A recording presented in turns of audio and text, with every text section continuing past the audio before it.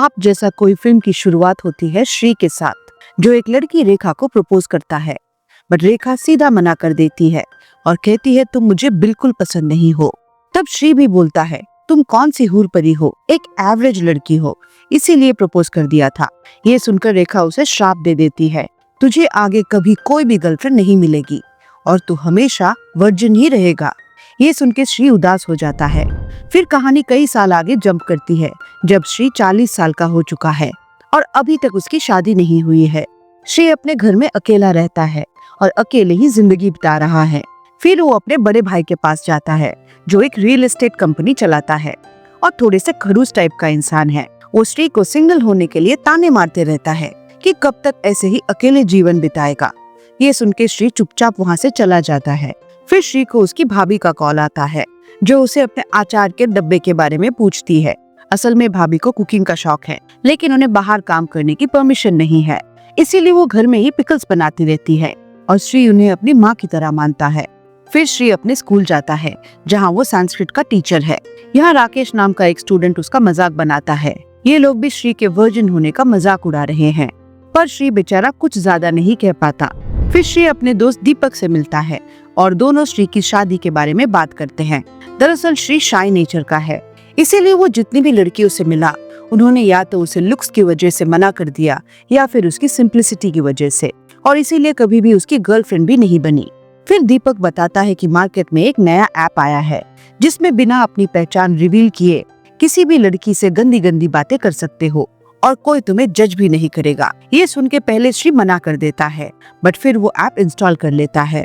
घर आके वो ऐप पे आईडी बनाता है और कॉल लगाता है। पहला कॉल एक लड़की उठाती है, तो श्री उसे बड़े तमीज से बात करता है और अपना पूरा नाम भी बताता है। लड़की भी अच्छे से बात करती है, पर जैसे दीपक ने बताया था, उस ऐप पे सब लड़कियां गंदी बातें करने आती है, तो वो लड़की भी श्री से ऐसे ही बातें करने लगती है। पहले श्री को अजीब लगता है, पर फिर उसे मजा आने लगता है। अगले दिन भी श्री उस ऐप पे कॉल लगाता है और अननोन लड़कियों से बातें करता है। अब उसे उस ऐप को चलाने में मजा आने लगा था। ऐसे ही कई दिन निकल जाते हैं। इधर श्री की भाभी कुसुम बानू के करीब आने की कोशिश करती है। बानू उसे दूर कर देता है, जैसे वो उसे बोर हो चुका हो। ये बात कुसुम को अच्छी नहीं लगती। फिर कुसुम बानू से अपना क्लाउड किचन खोलने की परमिशन मांगती है, पर बानू कुछ सुने बिना ही मना कर देता है। कुसुम उदास हो जाती है। एक दिन कुसुम अकेले बैठी है, तब उसके पास उनका नेबर जॉय आता है और उसके अचार की तारीफ करता है। ये सुन के कुसुम खुश हो जाती है। जॉय श्री के बारे में भी बात करता है, क्योंकि जॉय की भाजी सिंगल थी और वो श्री के लिए रिश्ता लाया था। कुसुम ये बात श्री को बताती है और उसकी मीटिंग जॉय की भांजी से फिक्स करवा देती है।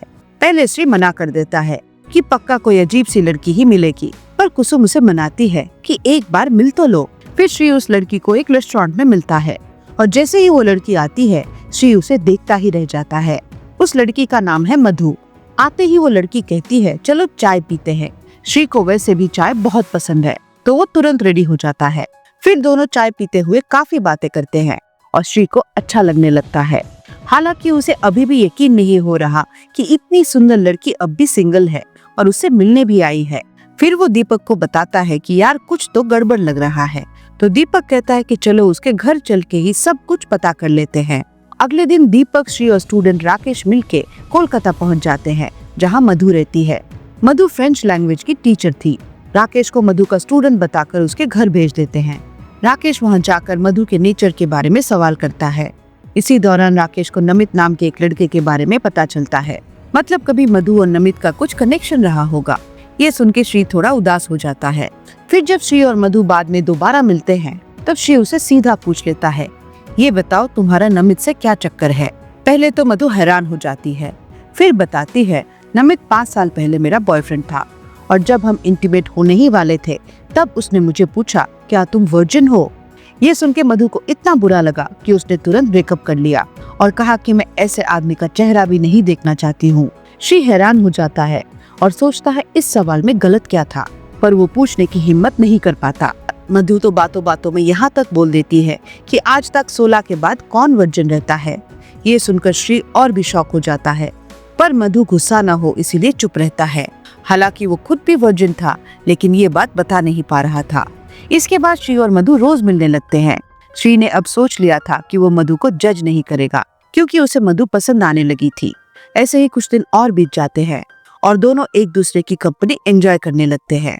फिर एक दिन जब श्री भानु के घर पर होता है तो भानु की बेटी निशा कहती है, मुझे एक कंपनी का ऑफर आया है जिसमें 1 साल की ट्रेनिंग मिलेगी और उसके बाद मैं अपने करियर में और अच्छा कर सकती हूँ।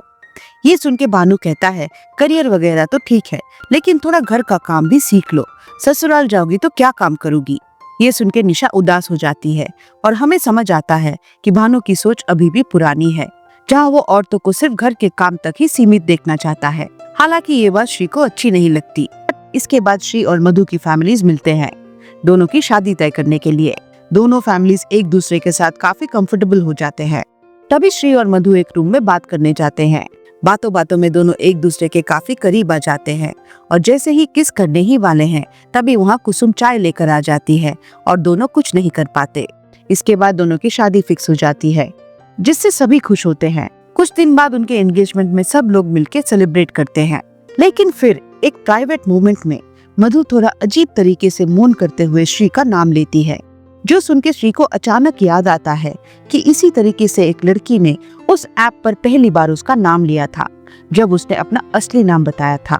मतलब शायद वो लड़की मधु ही थी जो उस गंदे ऐप पर श्री से बात करती थी। अब श्री का दिमाग घूम जाता है।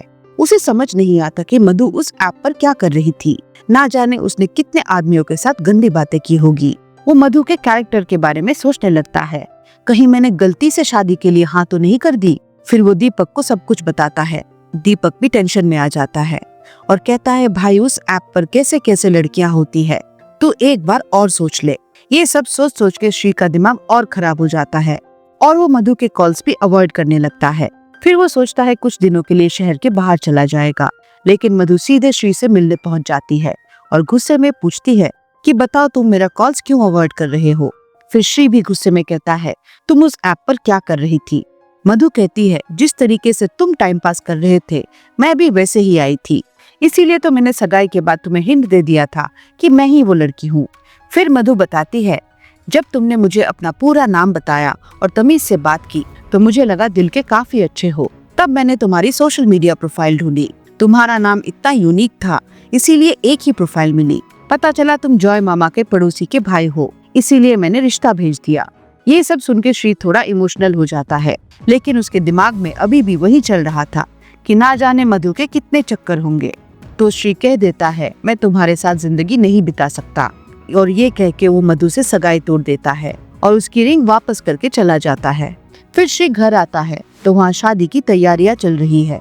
श्री सबको बताता है कि मधु एक गंदे ऐप पर बात करती थी। ये सुन के भानु कहता है, तूने शादी तोड़कर सही किया, और गुस्से में मधु की फैमिली से बात करने चला जाता है। रास्ते में भानु मधु की परिवार की बुराई करता है, कहता है वहाँ के घरों में औरतें बोलती है, आदमी झुक के रहता है, उस घर की लड़की भी ऐसी ही होगी। ये बात कुसुम को अच्छी नहीं लगती। वहीं मधु भी अपनी फैमिली को पूरा सच बता देती है, लेकिन उसकी फैमिली ज्यादा ओवर रिएक्ट नहीं करती। वो कहते हैं इंसान अपनी मर्जी से जो चाहे कर सकता है। फिर दोनों परिवार आमने सामने आते हैं, जहाँ भानु उन पर चिल्लाता है। मधु की फैमिली भी जवाब देती है और ये रिश्ता वहीं खत्म हो जाता है।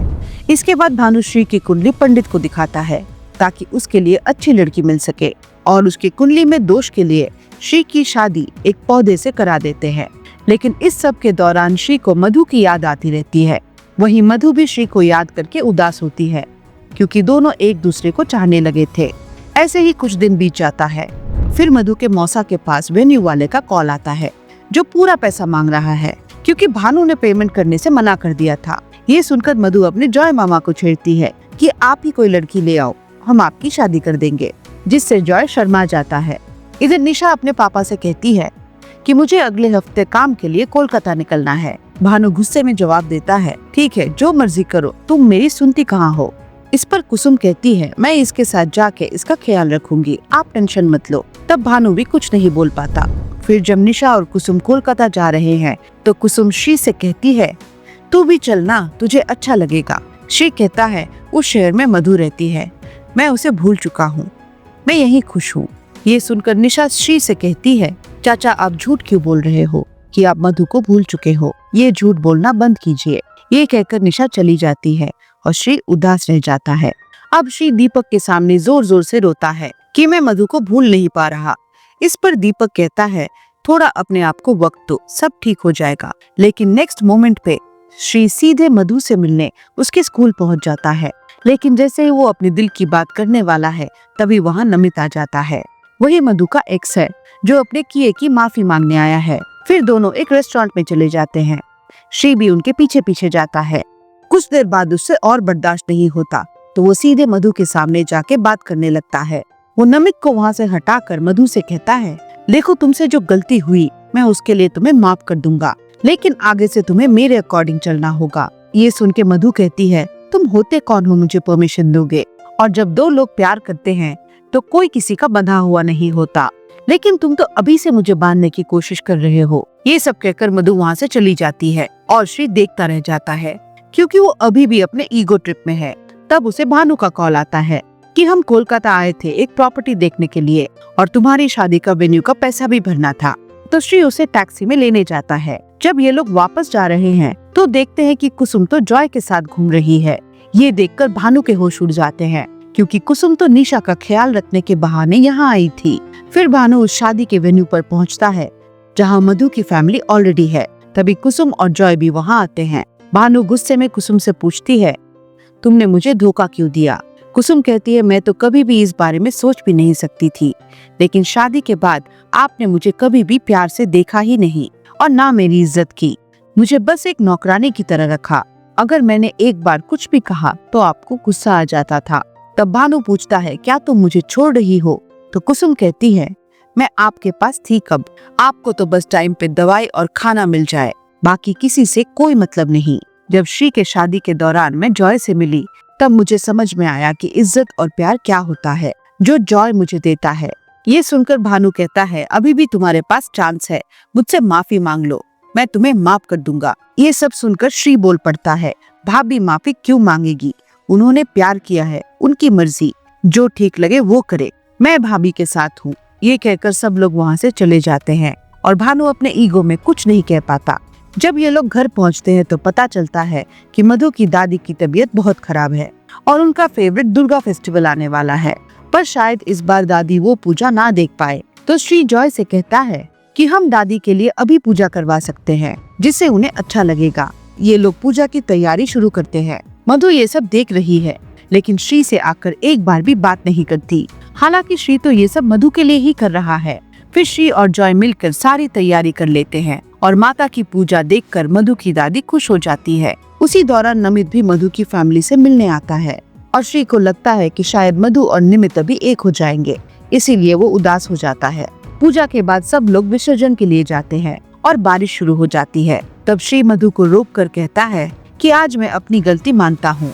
मुझे लगता था कि मैं भानु भैया जैसा नहीं हूँ, लेकिन कहीं ना कहीं मेरी सोच भी वैसी ही थी जो मैं तुम्हें जज करता था। सोचता था कि मेरी परमिशन से तुम चलोगी, लेकिन अब मैं प्रॉमिस करता हूँ कि मैं खुद को बदलूंगा और तुम मुझे सब कुछ सिखा देना। इस पर मधु कहती है हम दोनों ही बराबर है। ये सुन के श्री कहता है तो वो नमित का क्या होगा? मधु कहती है उससे मुझे क्या, मैंने तो बस उसे माफ किया था, उससे आगे कुछ नहीं। अब दोनों फिर से एक हो जाते हैं और ये सब देखकर पूरी फैमिली खुश होती है। दूसरी ओर कुसुम अब भानु को डिवोर्स देकर जॉय से शादी कर लेगी और फिल्म की कहानी यही खत्म होती है। वीडियो अच्छा लगा तो इसे लाइक कीजिए and please consider subscribing to the channel. मिलते हैं अगले वीडियो में।